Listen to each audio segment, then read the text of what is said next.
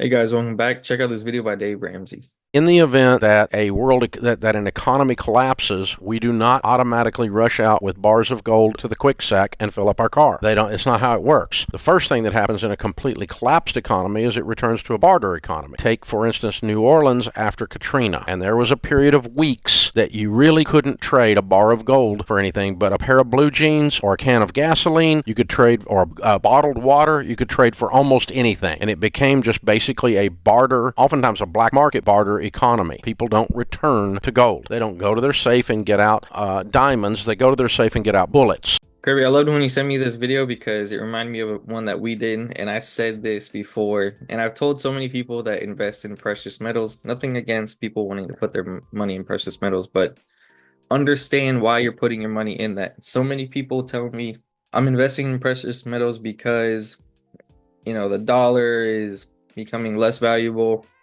The dollar collapses, society collapses, we have to have gold. And I've told them guns and ammo will be more valuable than gold during a time like that.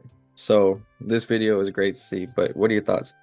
That's why I said, I mean, of course, I have uh, gold and silver, but I tell you, I'm more likely to use the gold and silver to hit somebody upside the head than to use it to do something in a calamity situation.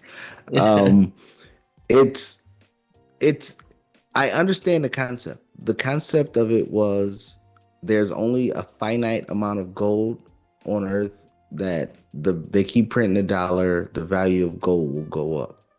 But then people got this misnomer that, oh, but then we'll have to go back to gold and silver like back in the pre-biblical times or biblical times.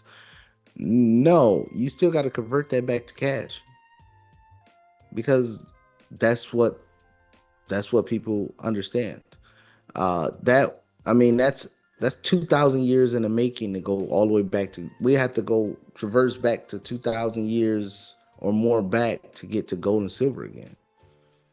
So that's surpassing paper and all the other currencies that was out there beforehand. The bartering system, he is 100% correct. The bartering system, you saw that a lot during COVID. The bartering system, far as doing deals. I mean, I've went to real estate meetups where people was saying, "Hey, I got these two houses over here. Will you take these two houses over here so I can get your fourplex or apartment unit here?" That's what was going on. I mean, I physically seen it. I never been a part of anything like that before. Uh, Seller financing, creative financing meetups. I mean, maybe it was going on way beforehand, but that was the first time I was like in depth into it, and I was like, "What the heck is going on here?" And so those are the different elements that go on in that atmosphere. I mean, yeah, do I have gold and silver? Yeah, it's there, but again, I use it more for a weapon than I use it for purchasing power. I got in at a decent price. I mean, if I converted it back to cash, would it make money? Yeah.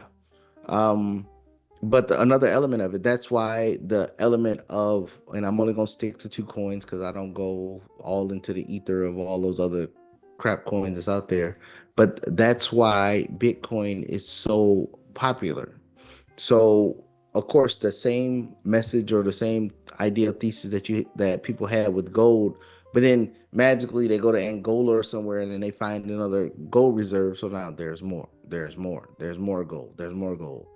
But in the cryptocurrency space, and I'm not sitting here, uh I'm not a starch crypto investor to say, hey, everybody need to be buying crypto.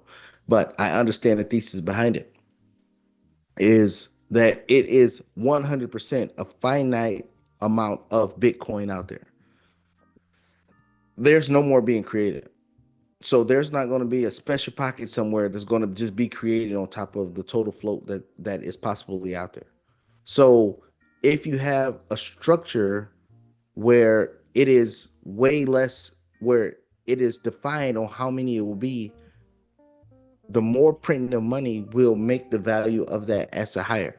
I mean, it's just using that same logic is better than housing because they can still build houses. As long as they keep acquiring land, they will keep building houses, build houses, build houses.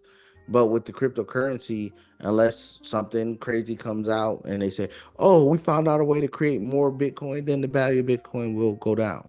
But the reason why Bitcoin keeps going higher and higher, they know the total amount that's out there in the market. So they know what the value is based off of what the dollar is printed, and not just the dollar, but all the other Federal Reserves around the world has printed money. So that's why the value of it goes up. That's the only reason. It's not a hedge against the stock market. It's not any of those things because the stock market is an asset also. It's an asset that just produces revenue, produces income, which I like the stock market better than I like cryptocurrency. But you still have the ability to create more shares. You can do secondary offerings and things like that in the stock market. So that's why, for the people that don't know, that's why the cryptocurrency space, mainly Bitcoin, is getting all the hoopla, is because we haven't seen any additional or additions to the share count or the float count of the cryptocurrencies in that. So that's the reason behind it. Yeah, that's why I like this video so much because it's coming from someone smarter than me, Dave Ramsey. But I mean he has a valid point that I've tried to explain to so many people that by and I know a couple people that like put a lot of money into precious metals. And that's their whole thought process is like, oh, when the world comes to an end, I'll have gold, but like it's not gonna matter. I mean, we've explained so many times, especially like even stocks aren't gonna matter. Maybe real estate, probably not. If there's a nuclear war, that might be destroyed too. So like absolute necessities are gonna be what's essential and valuable in if a time like that were to come.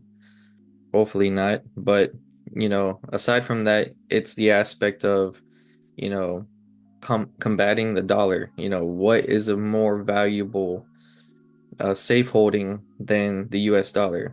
Gold, silver, Ethereum, Bitcoin, things like that. Not to say that, that's going to save your life in an event like a crisis like that. So, that's why I like the video. And the bartering system, of course, that's what we see. I mean, people still use it in certain times of necessity. So, I mean, my step grandfather, when he got into the accident, he he has chickens. He was giving eggs for like rice and water. So I mean, because he didn't have a job at the time. So in certain times, you resort to bartering. So that's just how it is. But